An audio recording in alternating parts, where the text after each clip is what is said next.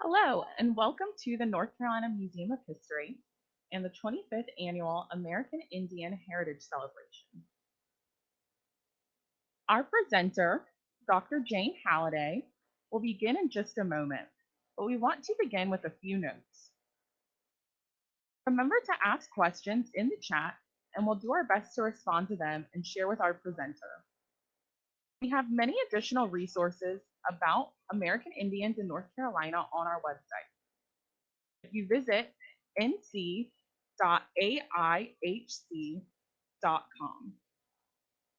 We thank the following sponsors of the North Carolina Museum of History Foundation for helping to make this event possible.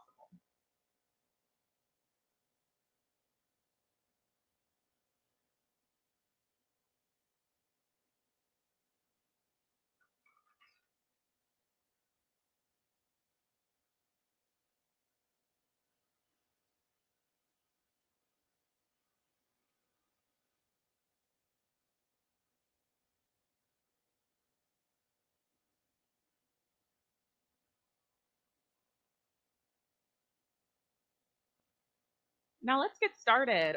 Welcome, Dr. Haladay. What are you sharing with us today? Afternoon. Thank you, Percy. I'm very happy to be here to speak with you all today about Native American foodways. I am Jane Haladay. I teach American Indian Studies at the University of North Carolina at Pembroke. And I do want to thank the North Carolina Museum of History for inviting me to the 25th Annual American Indian Heritage Celebration. I also want to thank Allison Bewley, in particular. She's the community programs and festivals coordinator who's invited me. So, and thanks to all of you for attending. Now I'm going to, get started here. And I want to just click this up fully. How do I do that? All right. I'm going to blank myself out for a minute. I'd like to begin by recognizing that the North Carolina Museum of History is on Indigenous lands, as we all are, and I respectfully acknowledge that Wake County and surrounding areas were traditionally the meeting place of many Indigenous peoples, especially the Saponi, the Occaneechi, the Eno, the Tutelo, and groups of other related communities such as the Shira, whose lineal descendants are the contemporary Occaneechi band of the Saponi Nation. I also recognize that these peoples, as well as the Saponi Nation and all their Indigenous Southeastern relatives, are the original custodians of this land. I offer my respect to all Indigenous elders, past and present, who have resided in this area and who have been and still are an integral part of the history of this region. Pardon me. Starting out today, I'd like to just introduce a few terms that I'll be using throughout the presentation. I'm sure many of these are familiar to quite a few of you, and perhaps some are new. I'm going to be speaking about who Indigenous peoples are, about food justice, food sovereignty, traditional ecological knowledge, which is also called TEK, Native and Indigenous foodways, and industrialized agriculture. First of all, who are Indigenous peoples? What do we mean when we use this term? There is no one universal term for Indigenous peoples. However, a term that I find useful comes from the Cultural Survival Quarterly. And they write that called tribal peoples, First Peoples, Native peoples, and Indigenous peoples, these original inhabitants call themselves by many names in their 4,000 plus unique languages and constitute about 6.2% of the world's population. I want to say one more thing about this first. Some of the shared characteristics of Indigenous peoples, and I'm also taking this from Cultural Survival Quarterly, are that Indigenous peoples are distinct populations relative to the dominant post-colonial cultures of their countries. They're often the minority populations within the current post-colonial states in which their tribes or communities exist. Indigenous peoples usually have or had their own languages, cultures, and traditions, which have been influenced by living relationships with their ancestral homelands. Indigenous peoples also have distinct cultural traditions, and these are still practiced today. Indigenous peoples have or had their own lands and territories to which they are tied in many ways whether they still reside in their homelands or live in urban areas or elsewhere. Indigenous peoples also self-identify as Indigenous, and they are recognized by their communities as members of their Indigenous groups. In North Carolina, we are very fortunate to have the largest number of Native American Indigenous peoples in a single state east of the Mississippi. In our state, we have 8 state and federally recognized tribes. These are the Coharie, the Eastern Band of Cherokee, the Halawa-Saponi, the Lumbee, the Marian, the Occaneechi Band of the Saponi, and Waccamaw-Siouan nations. We also have legal status granted to 4 additional urban Indian organizations who represent and provide services for Native peoples in urban areas. The Tuscarora people are also Indigenous to North Carolina, and many of them currently live in Robeson County. Food justice is another concept that is connected to my discussion today on Native Foodways. Food justice is an umbrella term that sees the lack of healthy food in poor communities, particularly, as a human rights issue. And food justice activism draws from grassroots struggles and United States organizing traditions such as the civil rights and environmental justice movements. So food justice looks at making sure that all people, whatever their economic status or geography, that they have access to enough food and that food is affordable and nutritious.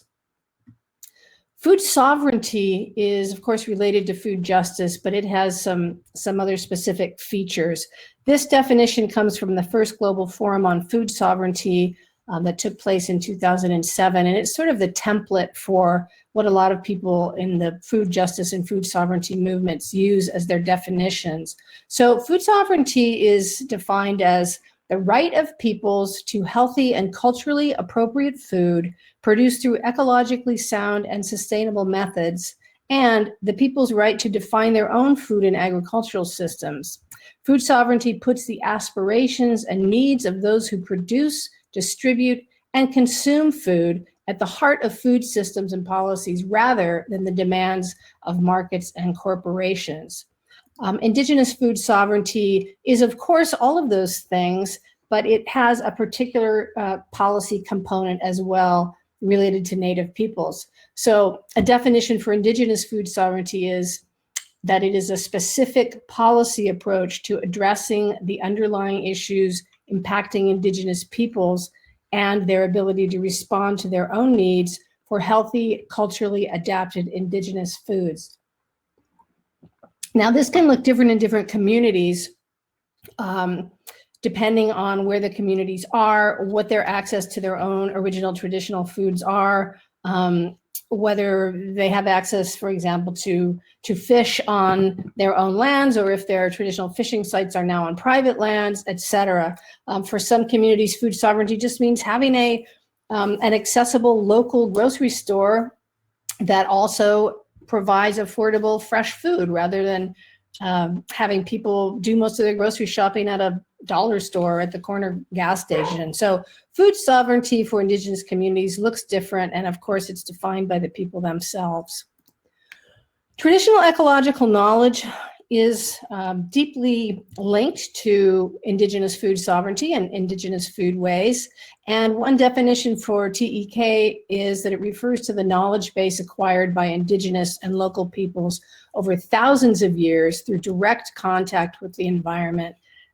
I'll tell my students that the fact that I've lived for 15 years in North Carolina and can identify some of the plants and trees in my yard does not mean I have any kind of traditional ecological knowledge. This is a very deep, sustained, place-based knowledge that Native peoples have attained over hundreds and thousands of years.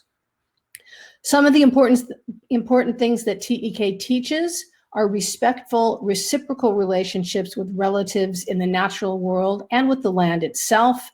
TEK teaches appropriate behavior in the natural world, appropriate food sources, and their sustainable harvesting. It teaches health, healing, and medicine from specific plants and animals. It teaches survival skills. TEK teaches history and cultural connections to one's people, and it also teaches the spiritual connections to one's food and medicines.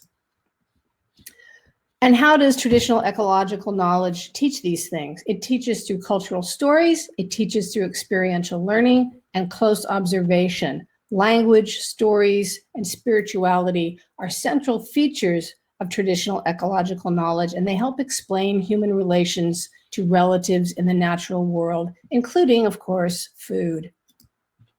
So now focusing a little bit more specifically on food and traditional ecological knowledge. This is a quote that I like by Marian Naranjo, a Pueblo woman, and she's quoted in the Pueblo Food Experience Cookbook. And this quote says, "My first memory of food involves our traditional foods because my mother and father were both farmers. They were very connected with the food they grew up with, and because of their connection to their diet, it also became our family diet. It was a really good feeling, and watching my mother prepare our food was an important part of the feeling. The way she did it, I know that love went into it." I like this quote. It's straightforward. It's fairly easy to understand, but it has a lot of complex ideas, really, and it, to me, strongly illustrates the interconnection between memory, food, farming, family. The fact that as a young girl, she knew exactly where her food came from. It came from her parents' garden. She watched her mother prepare it. This is how the transmission of cooking knowledge and farming knowledge was passed on, and it was all shared with the family. So these are the kinds of things that are part of original Native foodways, and these are some of the things that many Native peoples and communities are trying to recuperate where some of these systems have been disrupted. Original language is also deeply connected to traditional ecological knowledge. Jeanette Armstrong is a Okanagan First Nations activist, knowledge keeper, and scholar. And she has a wonderful quote about her knowledge of her people's relationship of language to land. She writes, "As I understand it from my Okanagan ancestors, language was given to us by the land we live within. All my elders say that it is land that holds all sacred knowledge of life and death and is a constant teacher. It is said in Okanagan that the land constantly speaks. It is constantly communicating. Not to learn its language is to die." So there are many communities that understand that their original foods, their original animals and plants and medicines are tied to their first languages from their homelands, and that often the land actually directs them to these foods and medicines. Pardon me.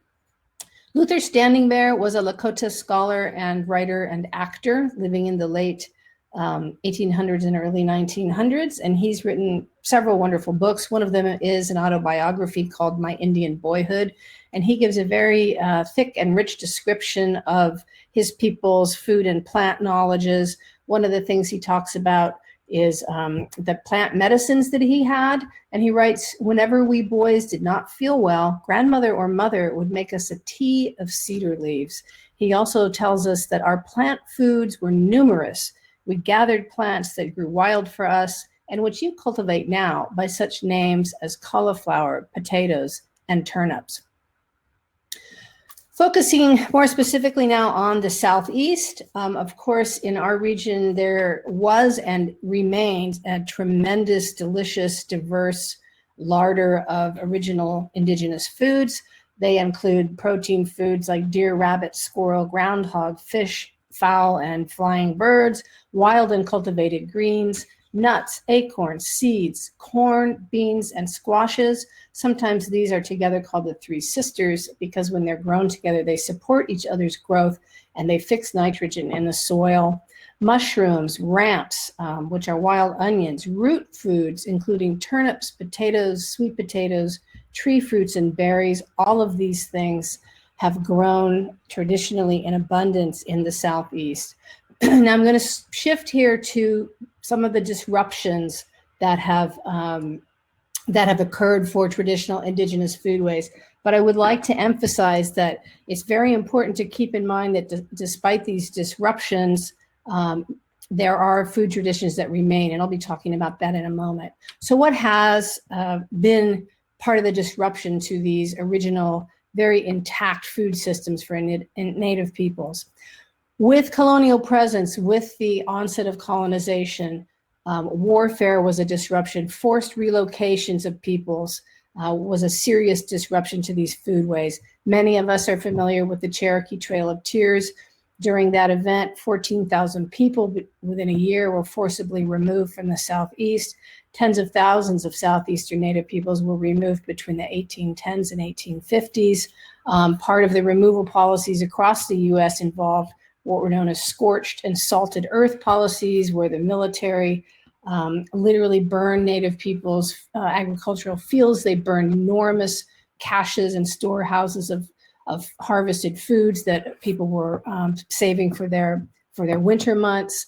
The earth would have been salted so that if people did return to their homelands, in some places, nothing could grow. So clearly, these removals resulted in a loss of life, a loss of land, of traditional ecological knowledge, a loss of seeds, the seed keepers, the foods themselves, and there was great spiritual and psychological health loss as well.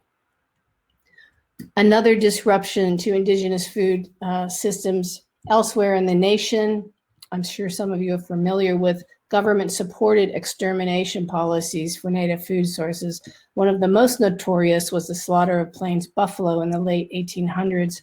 General Philip Sheridan was one of the people who helped orchestrate this, and his goal was for Native submission through the destruction of this very abundant and sacred food source for Plains people. More than 30 million buffalo were reduced through these policies to several hundred by the end of the 19th century. And of course, this was not only a loss of a very nutritious and valued source of food for Plains people, it was a huge ecological loss for the Plains, where the bison have a really interrelated relationship to the ecosystem. And of course, the bison as well are a very spiritual animal to Northern Plains people. And so this was a real assault, not only on their foodways, but on their spiritual lives as well. Government and religious boarding and residential schools were also a major impact on traditional Native foodways.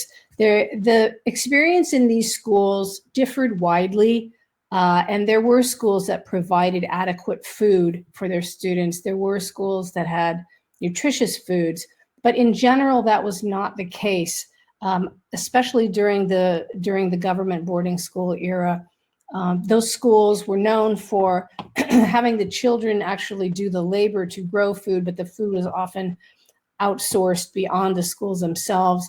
Children did not have enough food to eat in many cases, and often the food they had was not nutritious and not adequate. Helen Sekekwaptua, a Hopi survivor of one of the boarding schools in Arizona, wrote in her memoir, "I was always hungry and I wanted to cry because I didn't get enough food and I thought I would starve." You can't go to sleep when you're hungry. Industrialized agriculture is probably the most recent assault to indigenous foodways. We're all familiar with these giant corporations that control a good deal of our crop food and also our animal foods at this point in time.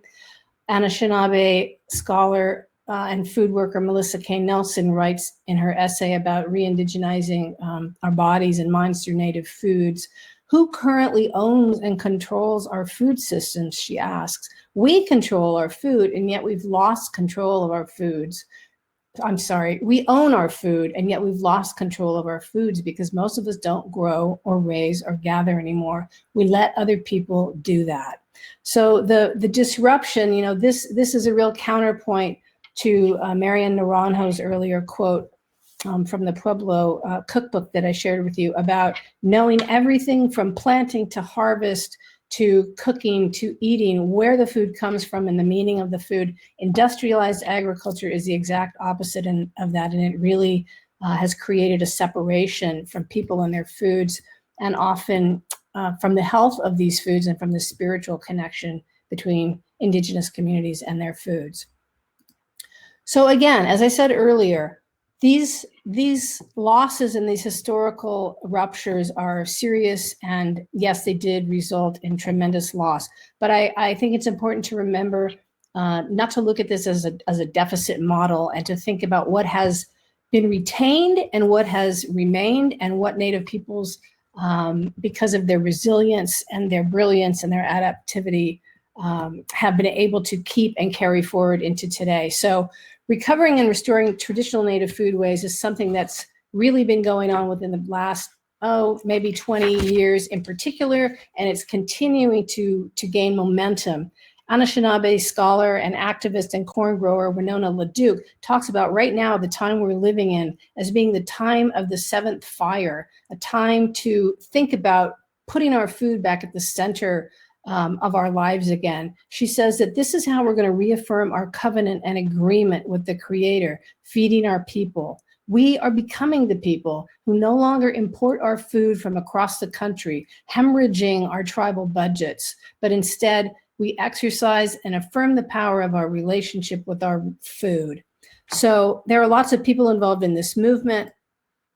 And to take a look at a little bit of what's going on in the Southeast, today's Southeastern Indigenous foodways are definitely traditions that retain pre-contact foods like those I outlined earlier: corns, beans, squashes, game meats, etc. But they're also a delicious fusion with some introduced foods from Europeans, from Africans, such as collards and sorghum. Both of these foods came with enslaved African people to the Southeast and become cherished parts of today's Indigenous Southeastern foodways. Of course, chicken and pork, even white flour that we make our yummy flour bread and pastry for chicken and pastry with.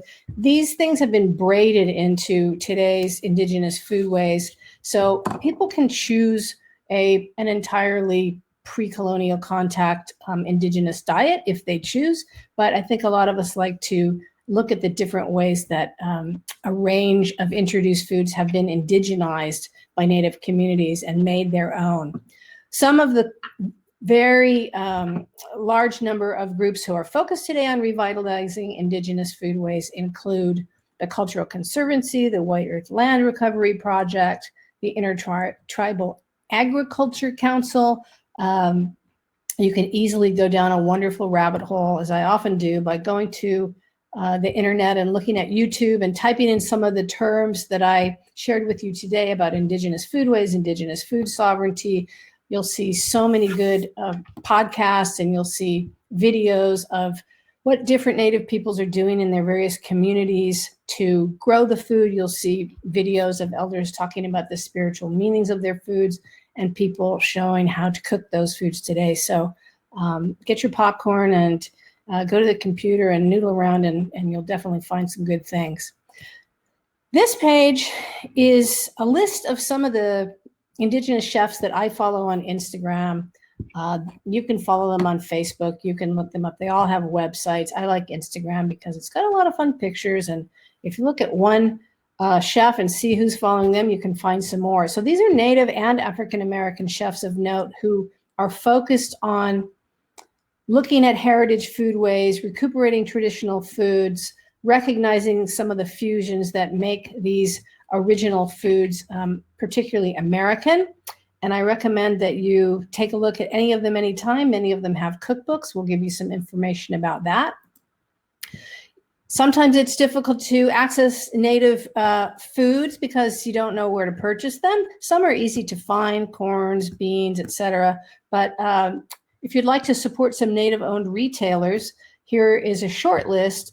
There are others. Moore Brothers Beef is a Robeson County beef grower owned by Lumbee people right here in North Carolina. Some of these others are in different parts of the country. You can find Wild Rice that supports tribal nations. You can find delicious teas. You can find beans and corns. You can find botanicals, salves, etc. The last two on this slide are not indigenously owned, but they're in South Carolina, Anson Mills and the Congaree Milling Company. And they also, like the others, practice sustainable and organic farming, and they grow heritage native corns and some other delicious foods. So supporting any of these growers, you can do with confidence that you're supporting heritage foods and foods that are grown sustainably. Please feel free to also check out the American Indian Studies website at my university, the University of North Carolina at Pembroke. Here is a link that if you click on, you can find more information about Native Foodways, more information and some videos. You're welcome to email me anytime with any questions if we are not able to get to some of those today. And I'll just close by saying the best way to honor Native American foodways is to grow, cook, and eat native foods, and to support Indigenous growers and communities. So thank you very much for your time, and I think maybe for a couple questions. Hi, yes, Dr. Haladay.